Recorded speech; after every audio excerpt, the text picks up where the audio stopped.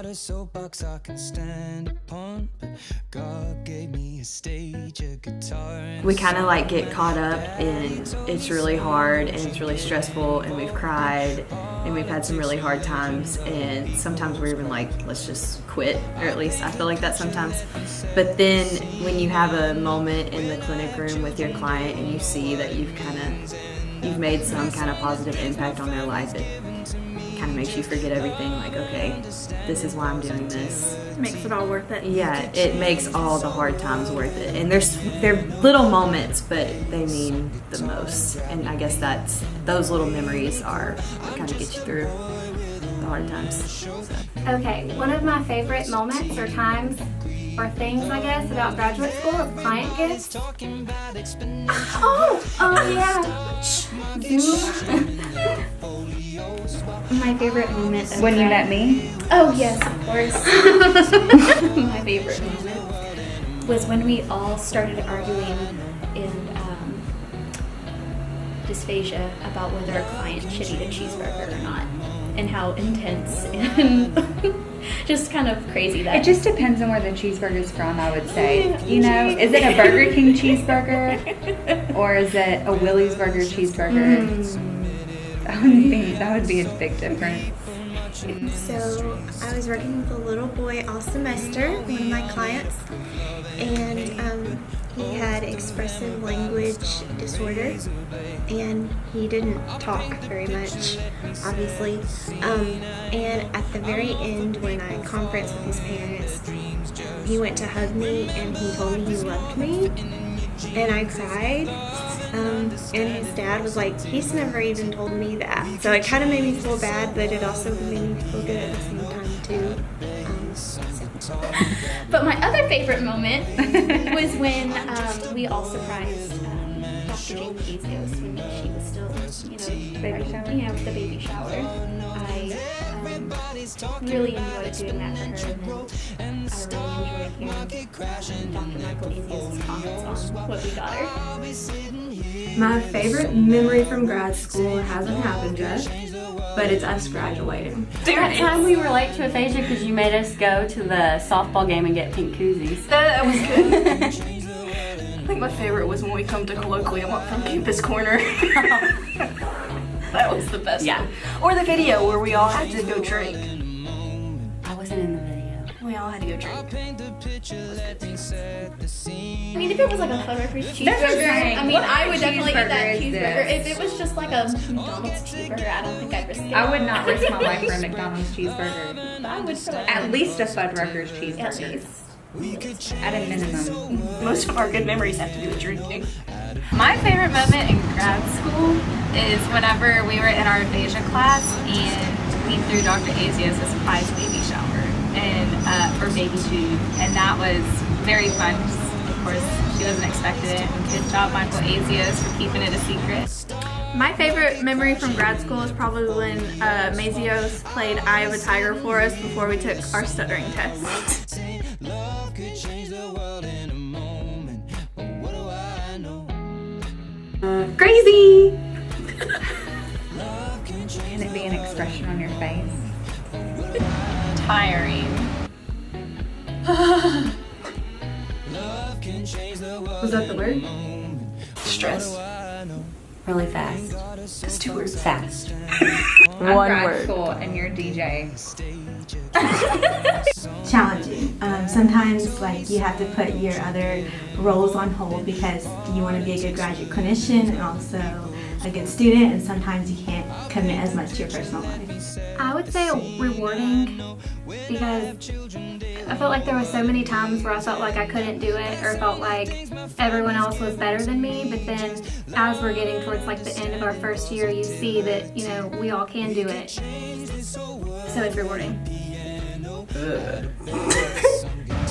Rayos. Flexibility. And I guess one word for me would be roller coaster. You go through a lot of ups and downs, emotional stuff, and you really doubt yourself, and you think like, hey, I'm not good at this. This is probably not where I'm supposed to be, but it's a roller coaster. Love could change the world in a moment, but what do I This is you. I only cried once. It was for like 30 minutes, but it was only once. I just got it all out of the way. I never cried. I didn't either. I just got panic attacks. That's it. 0. I'm a grown man. I'm not crying about school. I only cried 3 times over my second semester. Other than that, I've been good. Those schools were kind of rough. I lost track. I actually cried yesterday. I was really stressed, really stressed, but I mean, it's all part of it and I really enjoyed it. So it makes me feel better. I didn't cry, but I did stress eat a lot. So I would stress eat a lot of jars of Nutella, nap, Netflix. So eat, nap, Netflix. Any order. Depends on the semester, but maybe like an average overall, 2 to 3. Oh, how many times did I cry? I haven't cried. I came real close though. A couple times, a lot of times. I like to eat and sleep though, so that helped because stress eating helped everything. Yeah. And one time in voice, Dr. Nandu was like, okay, and then when you have bilateral vocal fold paralysis, you just can't breathe. And I was like, oh, I can't breathe. And I had to walk out in sprawl on a therapy table. I think I cried once. It wasn't so much grad school I was crying over as just like all the pressure, and so it was like it was over something really silly. Like I wanted to go out to eat one night and I couldn't, and I just started like crying because I couldn't go out to eat. Like, I know, for something really dumb. But then after that, I haven't cried, I guess, because I'm just like dead on the inside now. Desensitized. I actually cried this week. Summer school's hard, like really hard, and I can't hack it. So I like was driving home talking to Anna, and I just like was crying in my car. It was really pathetic. You're crying right now. Shut up. It's hard. Yeah, I feel like I held it together the first 2 semesters, and summer is where it hit me. Summer was like the hardest for me, and I can agree, I cried yesterday. You did. I did. And the stuttering class, that was it for me. I don't cry a lot, but when I'm stressed, I'm unproductive, so I slept a lot. Well, I think that I've cried twice, and that the first time was the first week of graduate school, and I had a client, and I was like, what am I doing? I have no idea. And then I sent my therapy plans to Dr. Michael Azios, and he was like, what is this? And I was like, I'm not good enough. I'm gonna fail, and then I'm gonna be homeless. And then so that thought quickly passed, and I made it to the next semester, and then the next semester. And I think that the second time that I cried was in the summertime when it was a lot of pressure, and I just got kind of upset and just let it all out. So twice. I would say at least once a week. Sometimes more, sometimes less. But it was pretty consistent throughout my time here. I watch TV a lot. Tanisha would text me. She's like, "Hope are you being productive?" Nope, just started a new episode of anything really.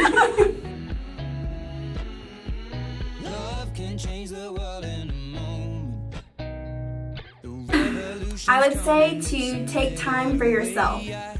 Make friends. You're gonna need them. Yeah. At least for our class, I felt like we're all very friendly. Like if you do need something, like if you're emotional about something, or if you just have simple questions, anybody will help you. Like it's rare to find someone that's not willing to help. Get lots of sleep. Even if you have a million things to do tomorrow, go to bed at a decent time because you're not going to be able to do any of them efficiently otherwise. And you aren't the only one who feels like they just want to jump off the ship. And apply yourself. Some of the courses aren't as hard as others, but that doesn't mean you don't need to apply yourself. You have to be prepared to feel unprepared. Nothing's gonna go the way you planned it. Yes, be flexible. Your heart's gonna race because you're gonna feel like you're failing because whatever you planned for 3 hours didn't work out. I had plans. I don't plan anything anymore. Just go in there, have lots of backups. A lot. My advice would be just to be flexible and always go with the flow, because you never know what the heck is going to come at you. And also just, take lots and lots and lots and lots of notes, because you'll need those. Take a breather and don't force yourself to keep trying on something, because you don't want to force your brain, because nothing's gonna work. So take a breath for 10 minutes and then go back to what you're doing, because there's no point of stressing yourself out when you are not focused. Study hard. Study all the time so you can remember everything when you're here. But sleep, because if you don't sleep, then you probably won't wake up to your alarm and get there. Sleep more. Just grind it out and get it done. If you're having word finding problems, you do not have aphasia, it is stress. If you start stuttering, you do not stutter, it is stress. Also, if you don't make eye contact in Mazios' class, Michael Mazios, you're still going to get called on, so be prepared. And then, every week, you will have a killer. No, every semester you will have a killer week. I survived, you can survive. Peace out. Not a lot of this. That, and of course lots of coffee. And it's very hectic, so study hard, work hard, but make sure you leave some time for yourself. Be okay with not making 100 on things and with feeling like you're failing. That's just part of the learning process, and it's okay. You know, I would say to take it one day at a time. You're going to psych yourself out if you think about the long term and how hard it is. And just try to live in the moment and remember that everything that you're going through is helping you to be physically stronger, mentally stronger. And in the end, it's just going to make you a better person. So focus on that positive and instead of thinking how much you have to do and how much work is piling up, you know? It's okay to make a B. Made my first B in grad school, but that's okay. Your first one? Yes. Wow. To first of all, to know that it's not a competition anymore, and that you're all in this together. Oh, prepared for this. And when you're doing your first therapy, pretend you're the expert, because technically you are. Your clients don't know that, so don't be intimidated. Definitely. You know your stuff. You know more than you think you do. Oh, that's my advice.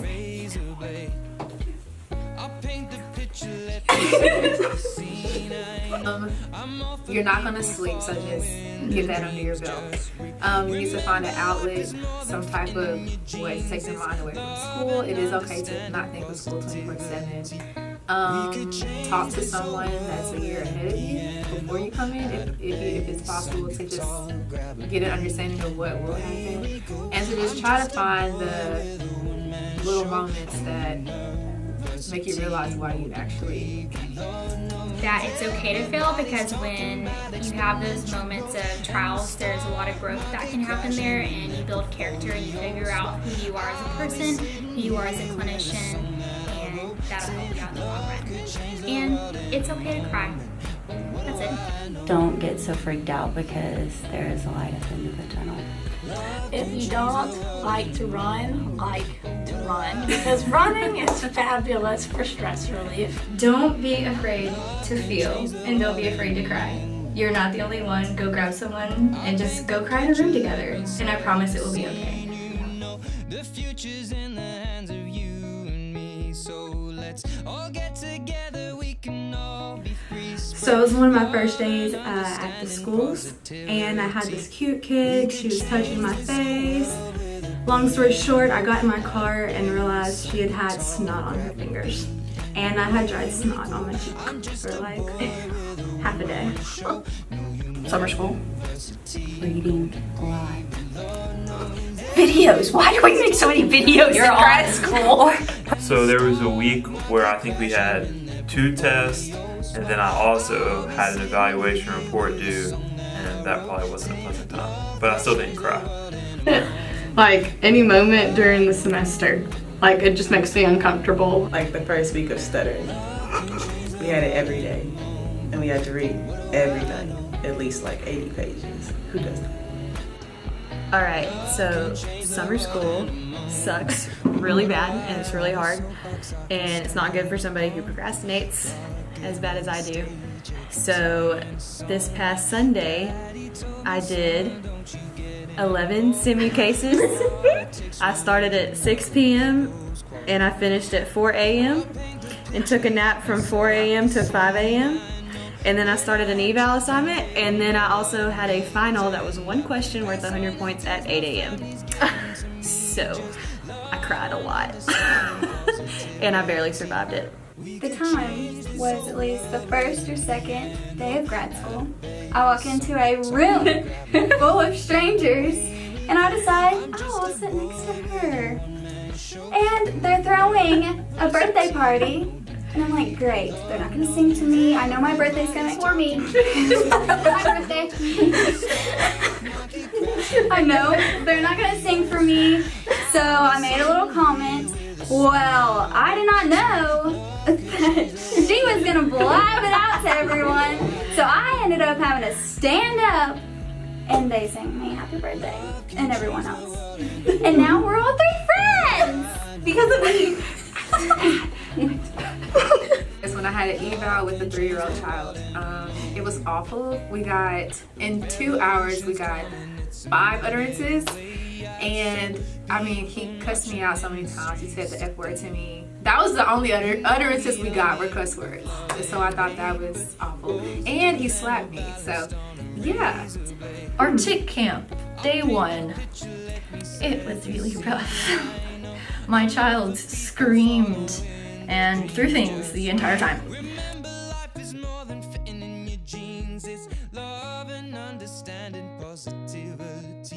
Clear as mud.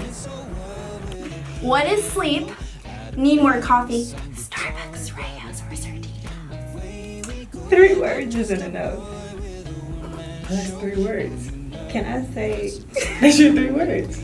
No, that's not 3 words. Oh. I'm ready. Did you study? That's a good one. You used to say no, did you? No, did you? Wine, coffee, sleep.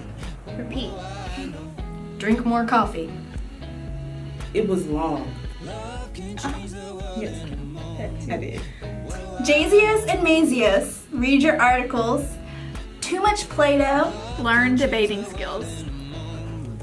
We have to make a story about the 3 words? Do you have 3 words? I do. Wait, which ones? Inspiring, intense, sleepless.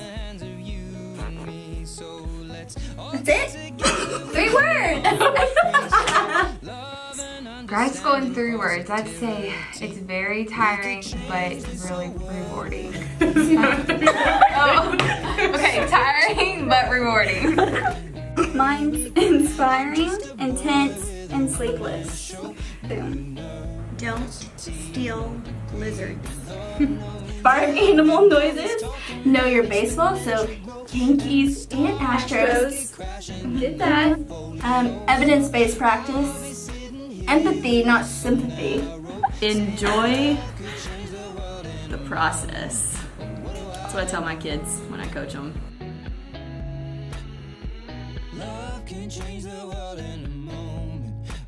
I would like to say thank you to our supervisors for sharing your knowledge and also having patience with us. To my professors and supervisors, thank you so much for all the wisdom that you've given me. You've really contributed to the growth that I've had as a graduate clinician, and I'll take everything that you guys have taught me and all the advice that you've given me into my externship sites. To the professors, thank y'all for everything you've done. Definitely learned a lot from all of y'all from different aspects and what y'all do in your practice, and also just being so helpful, because I don't think we would have made it without y'all doing little things for us and giving us so much information. I think that everybody was equally as great. They all taught me something and how to be a better clinician and how to treat different populations from aphasia, motor speech disorders, stuttering, child language, and all of my supervisors have been really helpful. Thank you for providing a comfortable environment to come and talk to y'all. Yeah, it's been a great mentorship, and y'all have given us a lot of guidance throughout some tough times, very tough, and helped get us to develop our clinical styles, I guess.